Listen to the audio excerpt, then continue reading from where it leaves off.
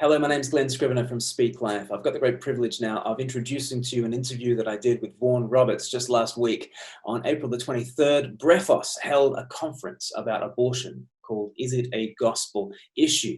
And there I got to interview Vaughan, who's the rector of St. Ebbe's Church in Oxford, and he's the author of a new book, the co-author of a new book called Abortion. Together with Lizzie Ling, they have written this book published by the Good Book Company and addressing this very hot topic.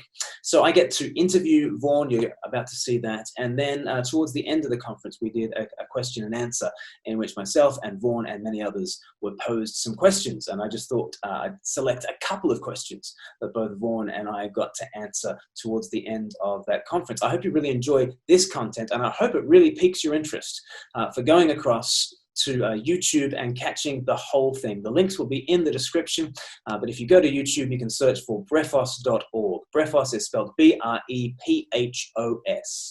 BREPHOS.org, and if you go to YouTube, you can catch the whole 2.5 hours, and it was such an edifying time. I think I learned loads. I hope you will learn loads. And now, without further ado, let's throw to the interview that I did with Vaughan Roberts. Vaughan, could you introduce yourself to us a little bit, and perhaps say a few words about this book, Abortion, that's coming out just this month? Sure. Hi, Glenn. My name's Vaughan. I'm the rector of St. Ebbe's Church. It's an Anglican church right in the centre of Oxford. I've been here for many years, and I'm a preacher, teacher, and church minister. I've written a number of books. This is a book mainly written by my colleague Lizzie Ling, and I'm the co-author. I've done a number of books engaging with various topical issues, and I said right from the beginning of this series, we need a book on abortion. I felt strongly it needed to be a woman that wrote it. And I've ended up co-authoring. Lizzie, who's on my staff, a colleague of mine, she was a general practitioner, GP, for a number of years. So she has had a lot of experience pastorally and medically, and she speaks theologically as well. So you just say we need a book on abortion, and I guess that is because in the UK there just isn't really a book devoted to the topic of abortion written from a Christian point of view. Is that right? I can think of many from the US, but it seems like hen's teeth for a UK Christian to be addressing this issue. Am I getting the sense of that right? I think there are some things out there, but they're largely hidden, and I can't think of very much at all. I mean, for me, I first started engaging with the issue through John Stott's Issues Facing Christians Today, which came out when I was a very young Christian, and that impacted me very deeply. Since then, there's not been a lot, I think, from British evangelicalism anyway. The Catholics show us, put us to shame as evangelicals, but I can't think of much from a British evangelical position that's engaged with it. Why do you think that is the case? Why is it? Because I think generally there's a tacit pro-life position that UK evangelicals take, but in terms of being vocal about it, the silence is deafening, wouldn't you say? I would. There are some magnificent exceptions, and I honour the work that some have been doing, but I think they would know themselves to be in a very big minority, and that there's not much. I think the voice of British evangelicals hasn't been strong. Why? And one can only speculate. I think maybe sometimes people look across the Atlantic and think, oh, that some of the engagement from American evangelicals has been at least portrayed here as sometimes a bit single issue, sometimes excessively shouting and aggressive. I think we only hear, of course, one aspect of that engagement. So people think, we don't want to do that. I think there is the element that some people thinking, well, yes, it's an important issue, but it's so sensitive. And male pastors in particular are very nervous of just going there because they feel they're not quite qualified. It's going to come across all wrong. There's the concern from some, we don't want to be deflected from the gospel. And yes, we hope someone will engage with it, but not me. So I think a whole variety of different reasons, but undoubtedly we haven't spoken about it as much as we should, as clear as we could. And I really hope that will change. Let me talk to you about two contexts that you are in at the moment. One context is there you are in Oxford, there you are ministering among students, and Oxford students can be incredibly left-leaning. Even holding a debate on the topic of abortion can feel almost impossible, and there have been instances of things being shouted down and shut down and people being cancelled and no platformed and that sort of thing.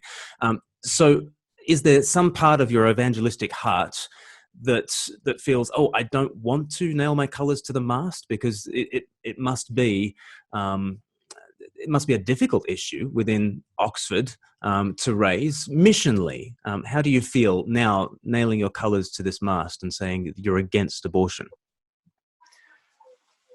Certainly, you're right about the context. And just in the last few weeks, Oxford's been declared to be the most woke city in the UK. And to take our view on abortion is just not an acceptable position. And although the world assumes there are those who take it, you're not allowed to state it. And certainly as a male, you're not allowed to state it. But is that something that's holding me back? To be honest, no. Actually, no. I think we don't want to be just going on about this, but I do believe these life issues are front foot evangelistic issues, because they get to the heart of the big issue, which is what is a human being. And I think we need to be going there evangelistically. Now, how we do it, of course, is very, very difficult, and we will be presented as saying things in horrific ways that are misogynistic and uncaring and so on. So we certainly have to think carefully, how do we do it? But I don't think this goes away from evangelism. I'm very strongly convinced that done in the right kind of way, this is an important part of our evangelism. How so? I'd love to hear more on that. You've used a cricketing analogy already. So for Dean and others from overseas, getting on the front foot means to play a more attacking shot. I didn't even notice that. Getting on the front foot. I'm surprised there's only been one. Yeah, we'll draw stumps on all cricketing analogies now. But gotcha. Yeah. How's that? So getting on the front foot means, okay, being more positive, being more active, being more not aggressive, but positive in your engagement. How does, surely when the issue of abortion comes up, we are cast as these pariahs who are benighted and Neanderthal in our views. How could it be a positive to raise a pro-life issue in an evangelistic setting? I think our culture's it's conscious actually being very shaky ground when it comes to anthropology and who we are as human beings, and that explains, I think, some of the passion with which views are, well, I was going to say defended. I don't think they're defended. You're just not allowed to even raise an alternative, and I think that betrays a lack of confidence. And I long for Christians to be able to graciously at least raise questions in people's minds. And interestingly, even here in Oxford, it's a pretty small number that are shouting very loudly what we're all meant to think. And then there are an awful lot of people in the middle who may instinctively think, well, that might be right, but may well have questions. And I want Christians to at least raise those questions in people's minds, to say, look, there's another point of view. So we don't want to respond in the same way as the world speaks, which is shouty and not allowing another point of view, but somehow to get into the discussion and winsomely and graciously, and I recognize it's a real challenge when people don't allow that of you, to at least raise questions, because I think a lot of people are asking those questions, even if they're not allowed, they don't think they're allowed to express them. They might not even admit them to themselves, but they are asking them. And I think that's bound to happen more and more, because the world's anthropology has no foundation. There is an assumption that human beings are special, but it has no foundation. So this is one of the many areas where I think evangelism, we just need to equip people and encourage people to go there with conviction and with some compassion. That's fascinating. You talk about the shoutiness, and you could kind of draw a caricature of a pro-life kind of red state American who always votes a certain way, and you could characterize such a person as shouty. But as you've said, those who shout their own woke credentials could also be caricatured in that kind of way. So, what hope is there for reasoned debate, do you think? It's very hard, but I think it happens relationally. And I'm hoping and assuming that Christians are engaging with non-Christian friends, family members, colleagues. And very often in that context, it is much more possible to have a reasoned conversation. And we need to make sure we listen to other points of view. And hopefully people who know us will know that we're not just unthinkingly and unfeelingly spouting a harsh message. So we need to show that we get the complexity, we get the pain, and that there are real people engaged with this. And if we are genuine, warm human beings that show all that, then hopefully we can at least present another point of view. So how we engage publicly, that's a different matter. I think we certainly need to do it. But most of these discussions are not on the big public fora, but are in private conversations. And I want to equip and encourage Christians to go there in that context. And it's much less likely to be shouty when there's conversation with people we really know. Right, right. And in those contexts, you can raise those anthropology points that you're making about the uniqueness of humanity and these humanitarian points. I think in really surprising ways. Certainly I find in my evangelism that speaking about human rights, for instance, gets you a very long way in terms of conversations, because it seems almost magical, this belief in the special status of mankind. And once you walk away from Jesus Christ, you have ever less reason to hold on to the special dignity of man and that sort of thing. And so how do we draw those two things together? How do we make the issue of abortion into a human rights issue, into a humanitarian issue? Well, it all flows back to what is the status of the baby in the womb. And essentially, a Christian view is that that is a human being, it's a human life with dignity and value. The world's view, if you're going to support abortion, you've got to say that either this is not a human person, or a human person doesn't have the right to life and to protection. And if you're going to say that that is conditional on reaching a certain stage of the pregnancy, then you are saying human personality is conditional. It's conditional on reaching certain capacities. And if that goes before birth, surely it applies after birth. So does that mean that we can lose humanity and lose personality if we lose capacity? And that is a very, very shaky ground. So if you're going to say, actually, we want to protect all human life outside the womb, regardless of capacity, then that pushes back into the womb as well. And so in these personal conversations that we're having, we can say, why are you pro-life? Why would you possibly want to control women's bodies, or whatever it is that's thrown at us? At that point, we can say, because I really believe a person is a person no matter how small. I believe what Dr. Zeus said, a person is a person no matter how small. And I want to stand up for the little guy, because my God became the little guy. Yeah, and then it becomes a justice issue. And certainly in Oxford, and I think generally across the younger generation, that there's an increasing concern for justice. And that's something I value greatly in a younger generation. And actually, we're not about some kind of impersonal, nasty bit of old-fashioned dogma. We're about justice. We're concerned for individual value, every single individual. So I think we need to somehow frame it in those terms. Yeah. So we're speaking about your context. One of the contexts for Vaughan Roberts is the UK's wokest city, Oxford. Another context for Vaughan Roberts is conservative evangelicalism. And you're a minister with a high profile within certain circles of conservative, reformed, evangelical Christians in this country. We haven't done a stellar job, though, have we? Perhaps, we look back to John Stott and we look back to issues facing Christians today, but we haven't done a stellar job of standing up for the unborn from pulpits and in terms of church leadership. Why do you think that is? It's very hard to do.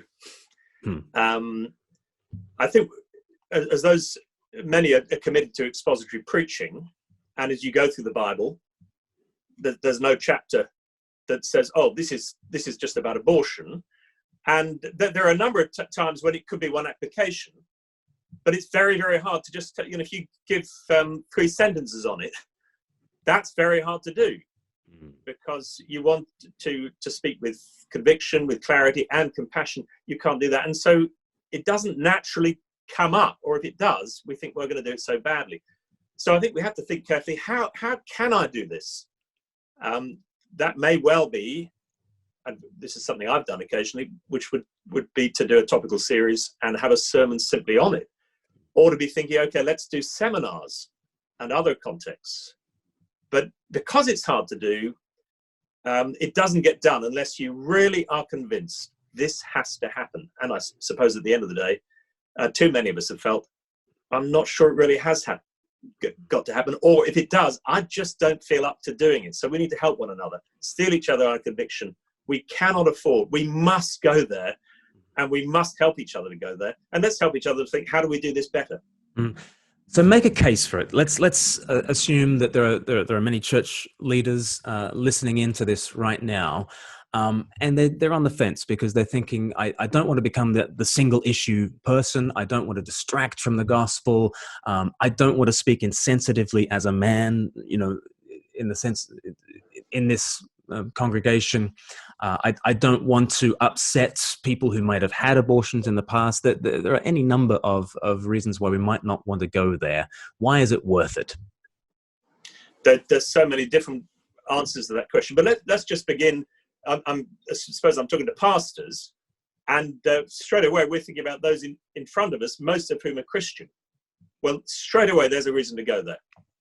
Because if it's true that a very large proportion, tragically, of women in the UK have had abortions, that isn't just true of those outside churches. There will be lots of people in our churches who have had abortions. And in many cases, this is something they very rarely feel able to talk about. And we need to pastor to them. And if we never go there, we're not pastoring to them. And when I, with great fear and trembling, first addressed this topic in a whole sermon, I was worried because I knew there would be some people who were listening to me who had abortions, and I made it clear, look, I'm going to touch on raw nerves and so on, but I was very worried about that. Every time I've done it, I think every time I've done it, I've heard feedback from someone who's had an abortion, either directly or indirectly, and they are so grateful that I've gone there, because by speaking about it, hopefully with conviction, but also with gospel compassion, that is one way in which the gospel, the Holy Spirit uses the gospel to come into their lives and touch that part of them that they often don't want to go there, but the guilt is still there, the emotions are still there. So just pastorally, we've got to go there. Now, I'm not saying we're the only people who should do it, and we need to equip women to speak to women on this subject and speak to our churches, seminars and so on. But if the pastor never goes there, the impression could be given, this is something I don't care about, and I don't see why you need care about. Silence is not silent. It speaks volumes.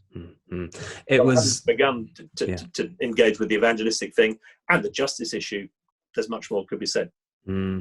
It was striking when John Wyatt spoke at the very first Brephos conference, which was 2 conferences ago now, and he said there at All Souls Langham Place, where he'd been for many decades, he said he couldn't think of a child being born out of wedlock to the 20s and 30s group. There's a very large, 20s and 30s group there in central London. And he's not so naive as to think that children might not be, produced, even among good Christians. What is the conclusion he drew from that?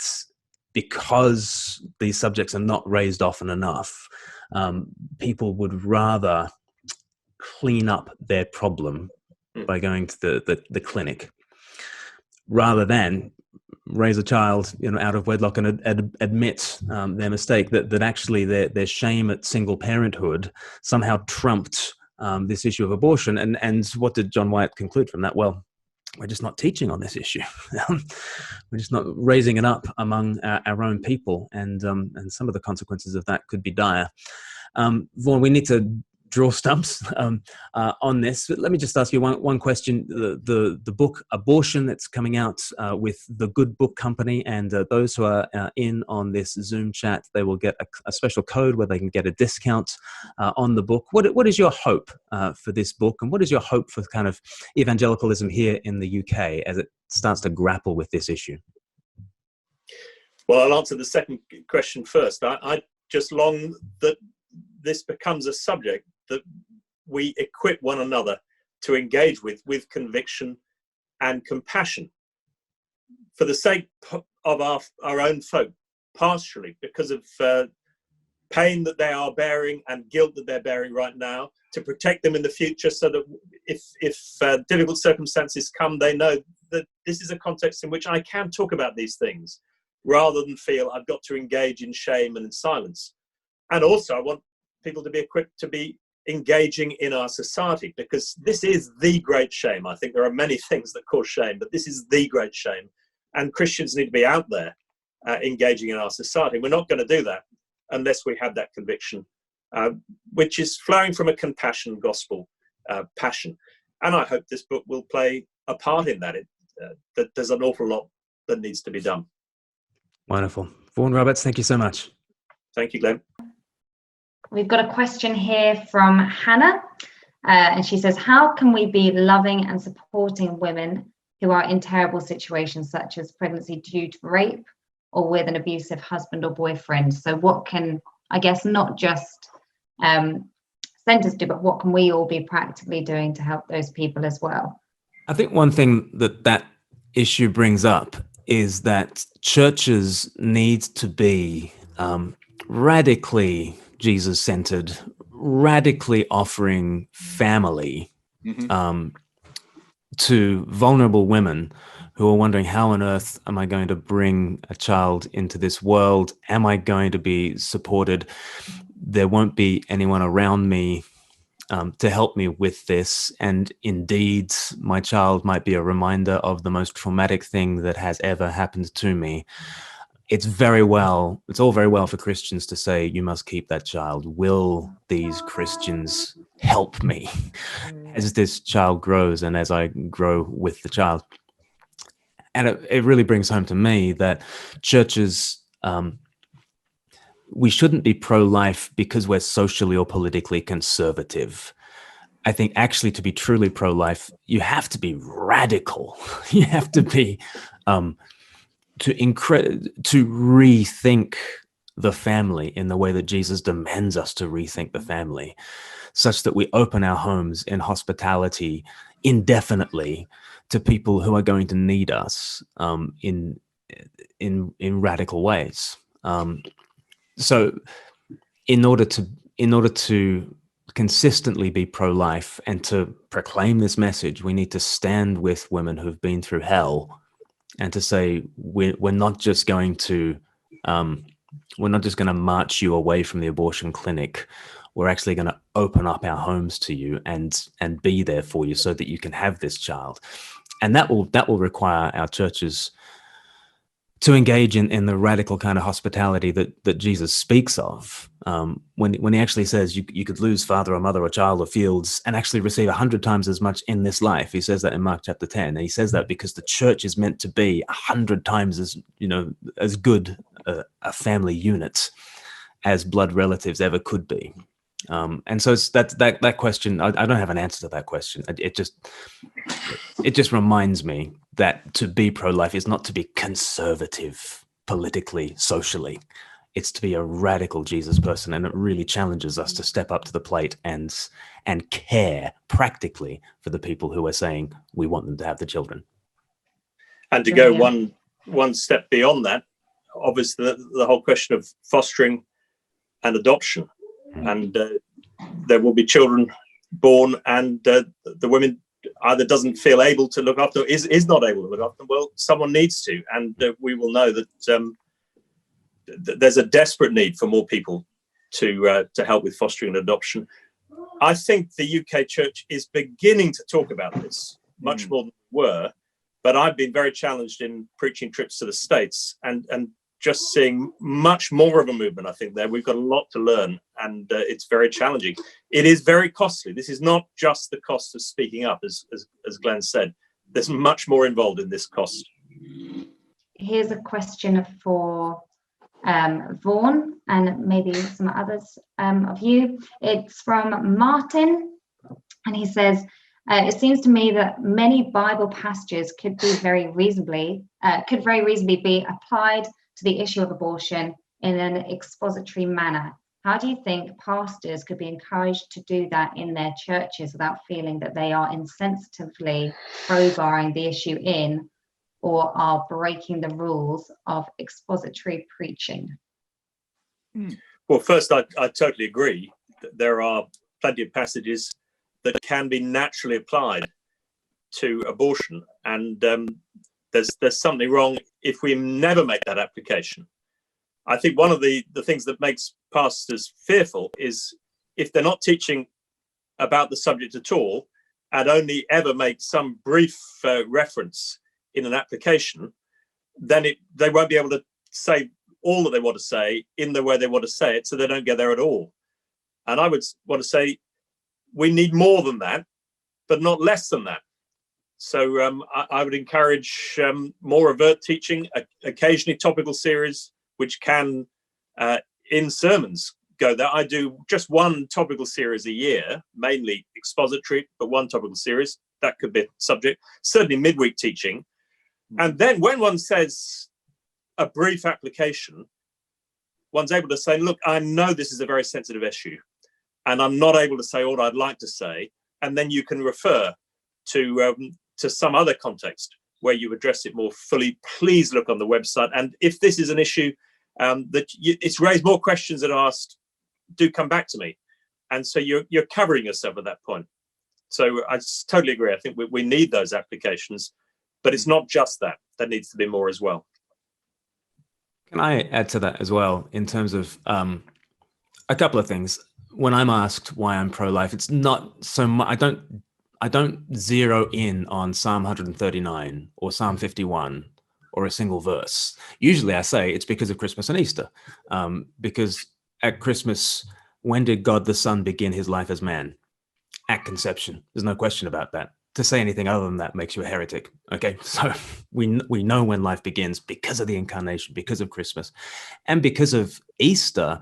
We have a theology of the cross, and in particular, I'm thinking of 1 Corinthians 1, that God chooses the weak things and the despised things and the things that are not, in order to, that actually to be a person, to be an Easter kind of a person, is to be a person who does what God does, which is to love the loveless, love to the loveless shown that they might lovely be. When you put Christmas and Easter together, you can't be anything but pro-life, really. But this is a theological understanding that takes in the whole sweep of Christ, his incarnation, his death, his resurrection. This is why we're pro-life, not just because there's one or two verses scattered throughout the Bible about the sanctity of life. It really does pervade the scriptures. And if we're not seeing it pervade the scriptures, then we're not really having our eyes opened to the profundity of what the Bible says about our humanity. And that's one issue. A second issue, even the most committed verse-by-verse expositor, I challenge them. Have they mentioned COVID-19? Have they mentioned what's going on in the world at all? And what I find is that the most committed person who just might be a walking Bible commentary, who just, begins at verse 1 and, laboriously works their way to verse 11 and then ends. And then next week, let's come back for verse 12. Even the most laborious verse-by-verse expositor will probably have mentioned COVID-19, which this year has killed 175,000 people, which is a lot of people. It's a huge deal. Abortion so far this year has killed 13 million worldwide. It's a big issue. Have we mentioned COVID-19? Even the most committed verse-by-verse expositor has mentioned COVID-19. I guarantee it. Have we mentioned the 13 million lives that have been lost to abortion just this year? That.